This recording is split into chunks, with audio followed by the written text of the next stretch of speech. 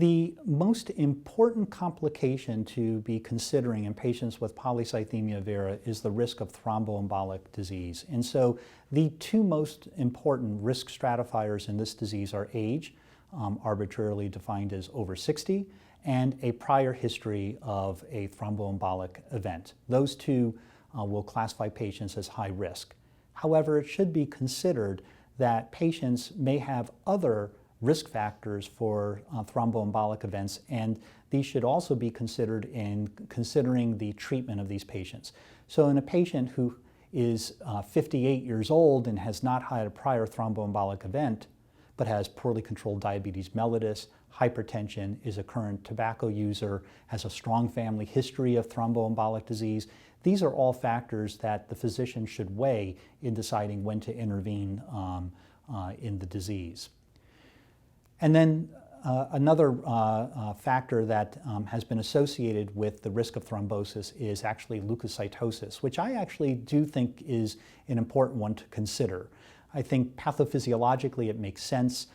If the white blood cell count is elevated, that can lead to more sluggish blood flow in the microcirculatory because of adhesion of white cells to the endothelial surface.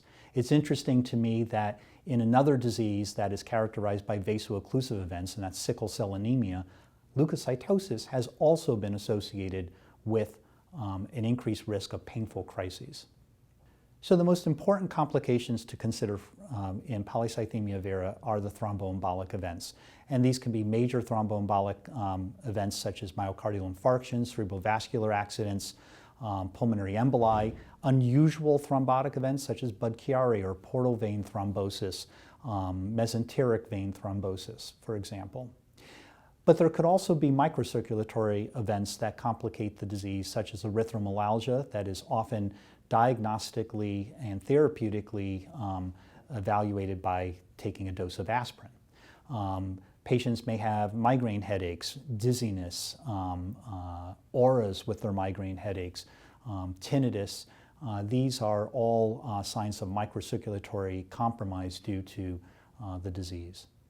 The risk factors that have been identified in polycythemia vera of age, prior thromboembolic events, leukocyte osis, are all events that will compromise survival. And the major risk of mortality in this disease has been linked to thromboembolic disease. So risk factors really in this disease are looking at those risk factors that increase the risk of clotting. So for example, we are not looking at risk factors that have been shown to increase the risk of post-PV myelofibrosis or transformation to acute leukemia. So in contrast to another myeloproliferative neoplasm such as chronic myeloid leukemia, where the risk factors have been linked with mortality associated with a higher risk of progression, here the risk factors in PV are related to the major complication of the disease, thromboembolic events.